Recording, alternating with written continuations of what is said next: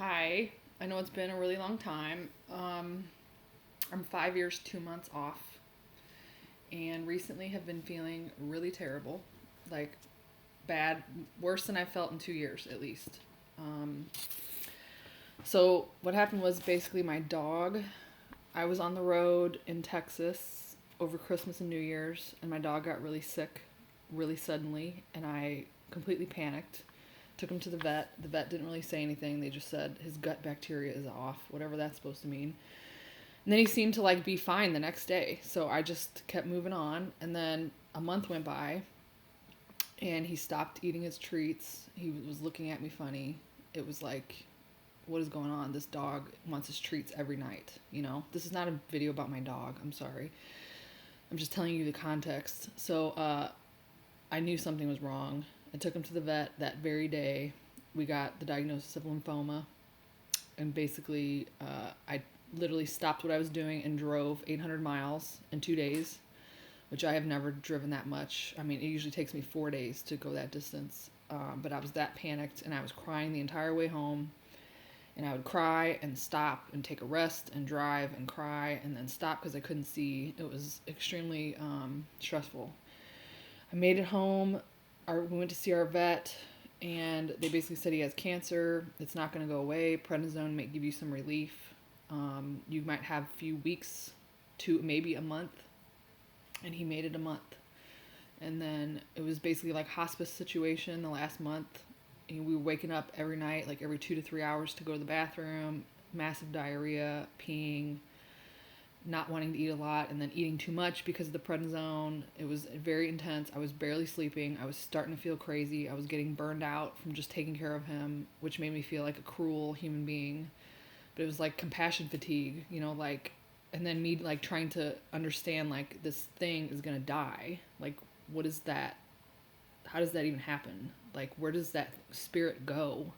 And I've never had a loss that was that big, that something that close to me, even though it was an animal. He's my service dog for 12 years. He's the reason I got off meds. Here I go, I'm making a dog video. Sorry, guys. I'm going to make a different video on my other channel about the dog. But anyway, what I'm trying to say is it was massive stress and massive existential thinking and no sleep. It exacerbated all my symptoms from withdrawal or brain damage is what I have from all of these meds. I would not have believed you could be this severe at 5 years off. I haven't even taken a Tylenol in 5 years. I've only taken a few supplements here and there. And I don't think they affect me because it doesn't matter if I take them or not. I feel terrible regardless. And I kind of felt like this when I graduated from college last year with the stress. But this is 10 times worse than how I felt last summer. So I know it's stress related. Anyway, so I've gone through this period where I don't want to do anything. I don't want to fix myself. I don't want to visit any doctors. I don't want any more testing. I'm over it. My body's going to heal when it heals. That's it. But this recent stress has taken me to such a level. I can barely drive. I can't go shopping. I haven't been able to shop for myself since, I'm trying to think. I was in Austin, Texas, so that was before Christmas. I can't even walk in a store. I went to pick up my mail because I have to get my mail forwarded from Texas to a different, I have a mailing address because I live in an RV, and then every 2 weeks or so I tell them to forward it to wherever I'm at. And I literally sat in the parking lot of the post office. I could not go in there. And I finally made myself go in, and I turn around and run out. And then it took me 3 tries. And it was waiting in line. It kicks up the movement. I can't stop moving. It feels like my brain is screaming, get out, run, the place is on fire. You can't do this, you're going to pass out and hit your head. It's that intense. It's a mixture of my vision problems and my balance problems are so bad that it's I don't feel stable. Everything is moving. The world is moving. I don't feel stable. And then that brings on the anxiety. I see things in slow motion. My eyes are so bad. It's not my eyes, it's my brain. I've had all the exams. They said my brain is there's a mismatch between my brain and my balance. It's just, anyway, I see snow, there's snow in my vision. So this is not really just anxiety. This is physical, visual problems. and then it brings on the anxiety. So when I walk into a store or I walk in the post office, it's like everything is in high def. It's like I'm walking into a concert and someone's screaming in my ear. Like it feels like what I would think a mild form of like autism would be. And don't get mad at me because I'm using that. I'm just trying to tell you how severe it is, okay? It's like I cannot process the stimulus. And then when people that are strangers come walk to me or talk to me, then it sends like a fight or flight response. But it's not like the normal fight or flight response, like you're a little nervous. It's like I'm skydiving. Like it's that intense. And I can't speak when that happens. My brain freezes. I'm like, I just need like I can't even talk, you know? So I literally called a friend from Austin and said, can you come get my mail? I cannot even go in there. Like this is not happening. She drove up there. Thank God I know somebody in the area. And she went and got my mail for me. But, like, that's literally what I'm dealing with. So, like, I can't be traveling in an RV if I can't go into a store. Like, how am I supposed to get propane or pay for my gas or get the receipt? You know, like, it's to a level that, like, I cannot function. Thank God for curbside delivery. I never want that to go away because that's how I eat, you know? So it's like, anyway, so I'm to this new level where it's like I have to do something and not take a med. Obviously, no, that's not going to help me, but I have to do something. So that's what this video is about. It's about what I'm doing right now. Okay, so what happened was a friend sent me a video and said you should listen to this video, and I will try to put it in this corner, and if it doesn't go to that corner, it's going to be in that corner. Called Sounds True, Elizabeth Stanley. And it was like a thing she's basically talking about trauma. She was a military officer who had her own traumas. She was a whistleblower. She retired or got out of the military, and then she went through her own healing process to like fix her nervous system from trauma. And she said she didn't feel safe in her body. She everything was, hypervigilance, all these PTSD symptoms, which is what my original diagnosis was, Who cares about diagnosis? That's a whole nother video. But I'm sorry, I have thinking problems. So she just healed herself, and then from that healing, she developed this program out of this healing. And my friend said, "There's a coupon right now. It's half off. You should go get it." So then I was reading it after I listened to the video. She basically said that I think it was this video. She said, it's not really the trauma, because people compare to me all the time. I wasn't in the military, so my trauma's not the same as yours. Or, I was only raped on one night and it wasn't 6 months of trauma. People compare traumas all the time. It's not helpful to anybody. You shouldn't be comparing yourself or comparing traumas. But anyway, she said, it's that feeling of helplessness. You can't do anything about what's happening to you. So that can happen to a 4-year-old when their dad screams at them that you're a loser. You know what I'm saying? You feel helpless. You just do. So it's not really the trauma, But then that does something to your nervous system. And when I say nervous system, that means you become you can't sleep. You can't regulate your emotions. You can't regulate the way your body is acting. So for instance, I got in an argument with a friend the other day. My heartbeat was going so fast. I started shaking. I screamed because I was so upset about it. And then I couldn't sleep. I had heart palpitations all freaking night. I couldn't sleep. And then I woke up in the morning with this big cloud of anxiety. Okay, so normal people that get in an argument do not react like that. They might blow it off and go watch the sports show or something, and 2 hours later they're fine, they're over it, and they just continue to talk to the person or something. Not me. My nervous system can't handle stuff like that. So she basically teaches you how to learn how to teach your nervous system how to regulate again, right? So I'm okay, but I'm drug damaged. Maybe that doesn't work the same way. I don't know. But I looked on the course, and it said military, veterans, law enforcement, first line workers, hospital employees in COVID, things like that. You get a free, you could get it for free. And I was well, it's worth a shot. Let me just write my little scholarship application, and they let me have it for free. So I started it 3 weeks ago, and it's really been helping me. Okay, so now at the same exact time, this is so strange, I joined this group on Facebook called PPPD. It's persistence, I don't even know what it stands for, but it's dizziness. It's basically persistent perceptual dizziness. It's you are perceiving that you're dizzy all the time. It doesn't go away. which is one of my, diagnoses from the doctors or whatever. So I joined this group. I'm in I barely even go in the group. I just joined it. And some lady said, you need to get this book. So here's the book. Rock Steady. Healing Vertigo or Tinnitus with Neuroplasticity. So at the same time I'm doing this class, which is basically about neuroplasticity and how to like retrain your nervous system on how to self-regulate again, I get this book.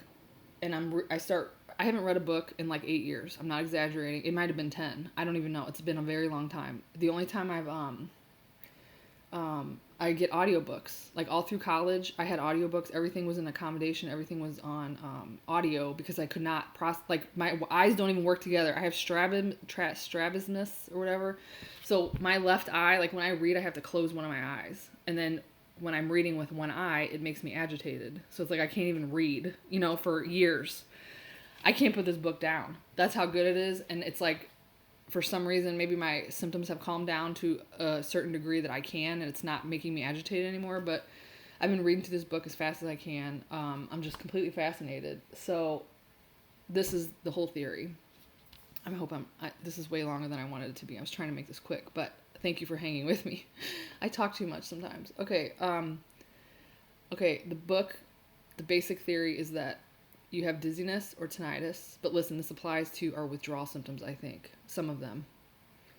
Don't get mad at me. If you're going to get mad and offended, like, go away or something. This is, I'm just putting this toward the withdrawal experience. I could be wrong. I don't think I am, because this makes a whole lot of sense what I'm about to say. But basically, this book is saying that the more you focus on the dizziness and how shitty you feel and how you're unbalanced. And here, let me give you an example, because this is me every single day.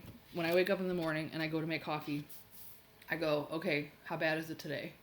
And I'll like stand at the sink and I'll just look around and I see it. And everything's moving and my legs feel like they're adjusting and my eyes, I can literally feel the irises in my eyes adjusting to how far away I am from the sink. And then I feel my body kind of swaying like, okay, it's going to be a really crappy day. Or some days it's like, okay, this isn't so bad. I can handle it. And then maybe an hour later it goes to shit, But I do this constantly. I'm always scanning. If I walk out, okay, here, the other day, this is what happened. I went, where was I? I was on Zoom for like an hour, which is already hard on my eyes to be like looking at a screen for an hour, okay? Then I get up and I walk in the kitchen to make coffee. And when I came around the corner, I got kind of dizzy. And I was like, great, this is going to be a bad day. So it's like I'm constantly monitoring how I feel. And don't tell me you don't do that in withdrawal, because everybody does that in withdrawal, especially if it's severe and like you're protracted. Like you're always scanning your body, like how bad do I feel today, right? And then we go to the groups and we talk about how bad we feel. And then we go to the groups and ask questions. And then like for me, I'd be dead if I didn't do that. And there's like a time and a place for it, And I would scan all day. I'd read Benzo Buddies all day, like looking for a shred of hope of somebody that was like me, so that I could relate, so I knew that I wasn't like really losing it and like, yes, this is withdrawal and you'll be fine. And I would spend all day looking for that thread of hope to like live to see the next day, Okay, but I'm 5 years off. I don't want to do that anymore, I'm kind of sick of it. Especially when people don't really give you helpful comments. Like I posted somewhere about a new symptom in my leg the other day, and one person said, this is definitely a withdrawal, and the very next comment said, I don't think this is withdrawal. So it's like, okay, thanks for nothing. I mean, why did I even ask anybody? Forget it, Okay, so let me go back to this neuroplasticity thing. Okay, so all day in withdrawal, we are talking about our symptoms. We're thinking about them, whatever. Okay, so let's take it to a neuroplasticity point of view. I'm going to break this down like kindergartner style, because I know everybody's different levels, and maybe you never heard of this concept before. I don't know. Okay, so when you take a medication, when you take Prozac, when you take a benzodiazepine, when you take Effexor, whatever, you take these things long term every single day. In a way, it teaches your brain to down-regulate neurons. They change the way the neuron works. Your brain starts working differently. But at the same time, your body has to like function, and you have to be able to think and like reason and drive and put your pants on and like make a decision about your taxes. Okay, so there's a drug in there affecting the way your brain is working, and your brain figures out how to work anyway. Okay? When you take the drug away, so wait, that's neuroplasticity. Your brain literally figures it out and either wires around the drug or down regulates to compensate or up regulates other things to compensate, it's always looking for homeostasis, right? Always. That's what it does. That's how genius the brain is, okay? And then we say the medication worked because it changed. It changed us. That's what it does. That's what they market it. It's going to change something about you, okay? So it changes you and your brain adapts to it. That's what happens. When you stop taking the drug, that thing in there that did the changing is not there anymore. So your brain is trying to figure out, oh my God, what is going on here? Now I have to change and go back to homeostasis. We call this healing, right? And we say that it takes a lot of time. And yes, I absolutely believe that, okay? But, and there's damage. There's literally damage. Like your neurons literally changed. There's chemicals in there that don't belong in a brain, I don't believe. We don't have an Ativan deficiency. Do you know what I'm saying? So, there's chemical damage, electrical damage, hormonal damage, adrenal, thyroid. I've seen people have hysterectomies because they had such bad period things happen from the presence of drugs, whatever, you know? Okay, so there's real damage there, and you're healing from it, and I'm thinking about this in a protracted sense. So, like, once you get off a certain period of time, and you keep focusing, according to this book, okay, you keep focusing on how bad you feel and how horrible your symptoms are, it's almost like you're reinforcing them. You're teaching your brain to focus on those symptoms and to be afraid of them. So like when I go to the post office and I can't walk in there and then I leave, I'm teaching my brain that when it freaks out, I leave and I get relief. That's like this classical conditioning when you ring a bell and the dog starts drooling. It's the same freaking thing. You're giving your brain a reward. Like, okay, I'm sorry, I'm trying to speak in the first person because I don't want anybody to think I'm talking about you, because I can't even count the amount of videos that are going to be produced because people will be pissed off about what I say. And guess what? I'm not talking about you. I'm talking about me and my life and the book that I'm reading and what I'm about to do.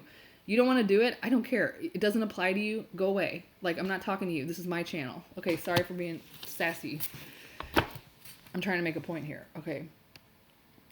So I live in a pattern of focusing on my symptoms, being afraid of them, writing about them, reading about them. I'm freaking tired of it. I'm 5 years off, you know? I really don't talk about my symptoms a lot. I really try not to, and I keep it to myself because I've had nothing but bad experiences when you try to tell somebody how bad you feel. I try to push through things.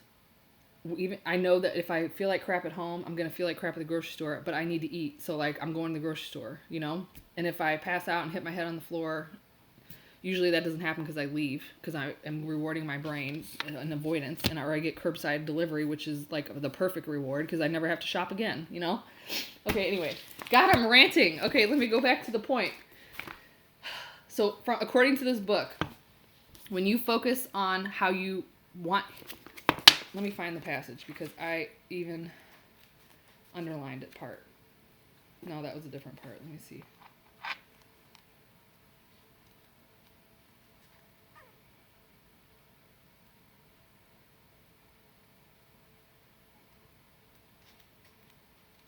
I keep writing it. Basically, this is a different section I wanted to say, but if you're focusing on how bad you feel and how you want those to go away and what can you do to get rid of them, you're teaching your brain to do that. And it like reinforces the symptoms, and including like when I'm dizzy. So here's an example. 2 days ago, I went for a walk. I was trying to make myself go for a walk because this book tells you to do these exercises. Made myself go for a walk. I started feeling panicky. I was like, oh God, I don't feel good. I'm going to have to run home. What if I hit my head?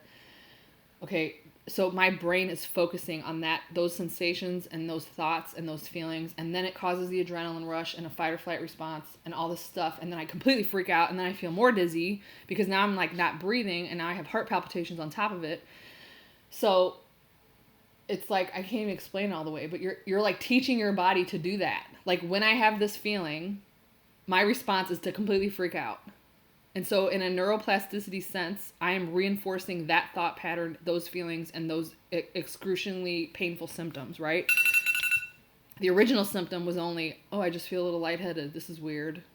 So her response is instead of like freaking out and focusing on how crappy you feel, and then what I feel, oh, now let me do a body scan. What else do I feel? Oh God, I'm really going to lose it. Call the ambulance, you know? She's like, no, you just say on the very first part, it's no big deal. It's no big deal.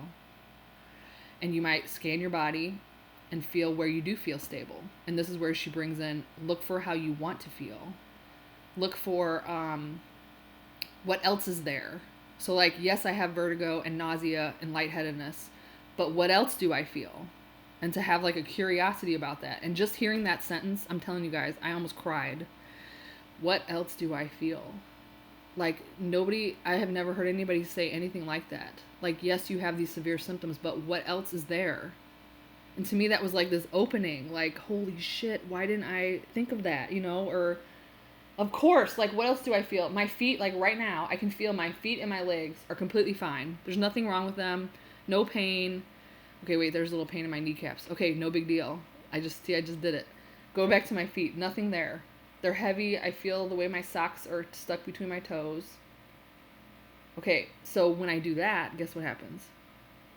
I start shifting my focus away from my symptoms to something else, to something positive, to something grounding, to something stable. When I pull my attention away from the dizziness and toward the stability, and I keep doing that over and over and over and over and over again, and I include other senses like, what does it smell like right now? What do my socks feel like? Are they soft? What does the pressure of the back of my heel feel like against the floor? And you include, you know, what's the temperature? Okay, my feet are warm. And you include all these senses at once.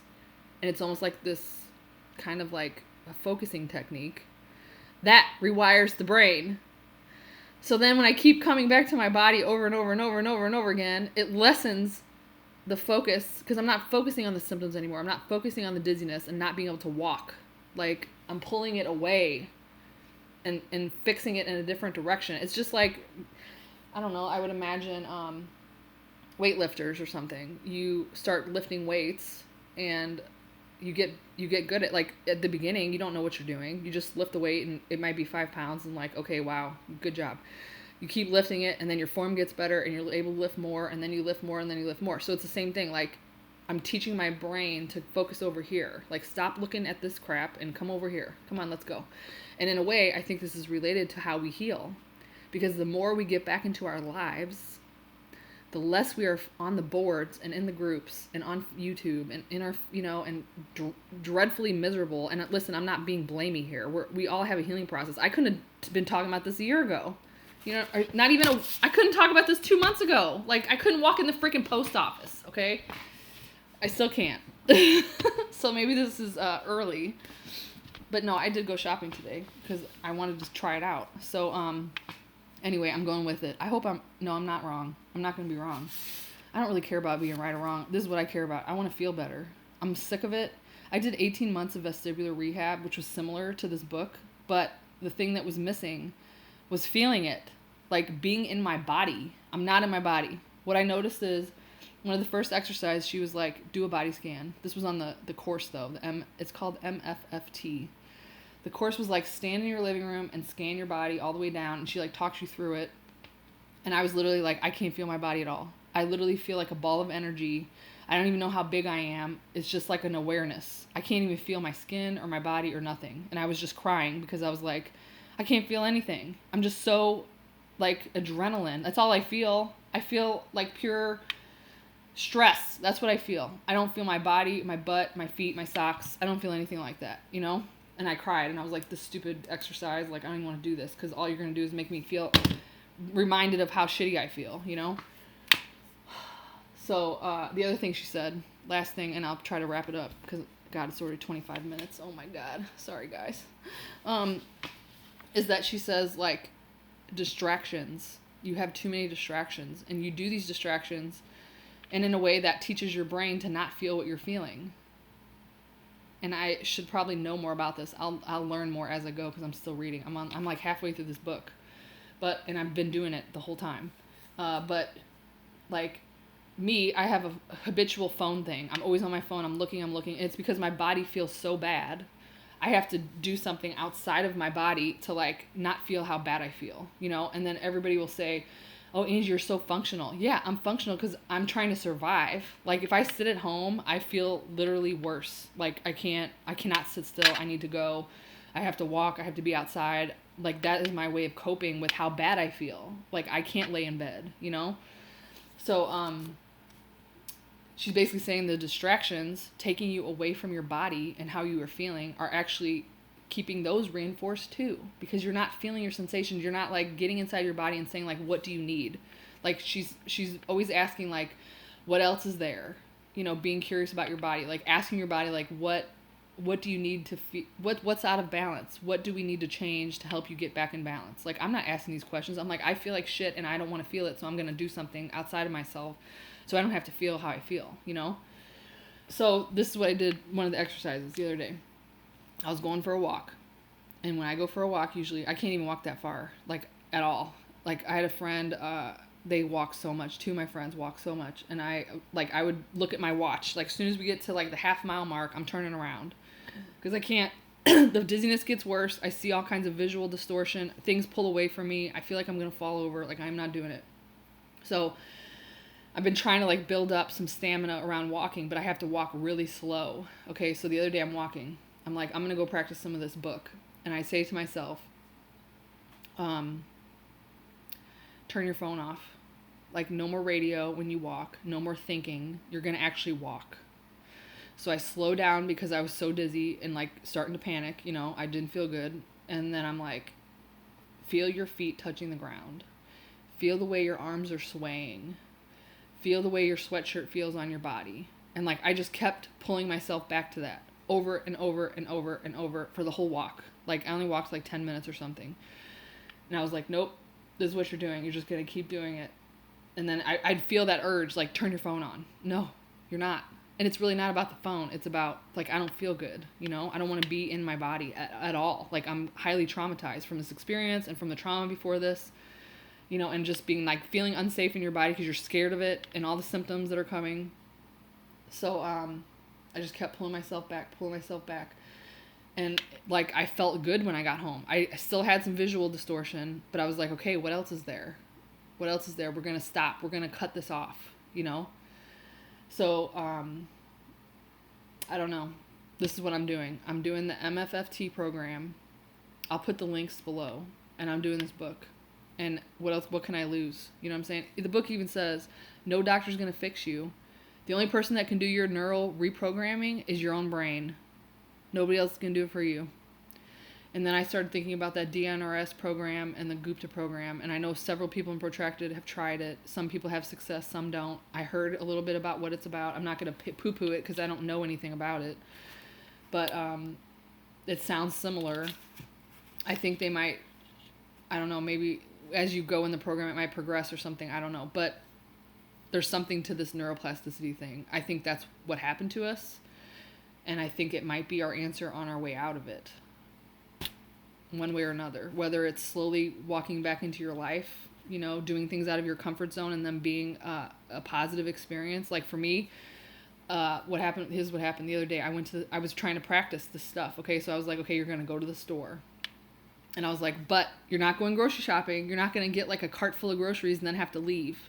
And we're going to make this a positive experience. So we're going to practice and you're only going to get like 2 items. That's it. And you're going to go to the self-checkout and you're not going to talk to anyone. So like I'm setting myself up for success so that I can teach my brain, like, see, it's safe and you did fine and you left and you got your stuff and that's your reward. Your reward was not putting your cart down and running out crying, calling a friend. So it's like baby steps and just keep coming back and keep coming back. And I feel like I wish I would have known this before meds. Just wasted 15 years of my life. But anyway, I hope that helps somebody. I'm sorry for my ranty attitude a little bit, but I just get like frustrated when people misunderstand me or think that I'm like talking about your recovery process. I'm not. This is mine. If I can share it and help somebody and you get something from it, so be it. If you think I'm an asshole, like, bye, go away. I mean, I don't really care. I'm still going to live my life and read this book and do what I want to do and make a video about it. Okay, bye.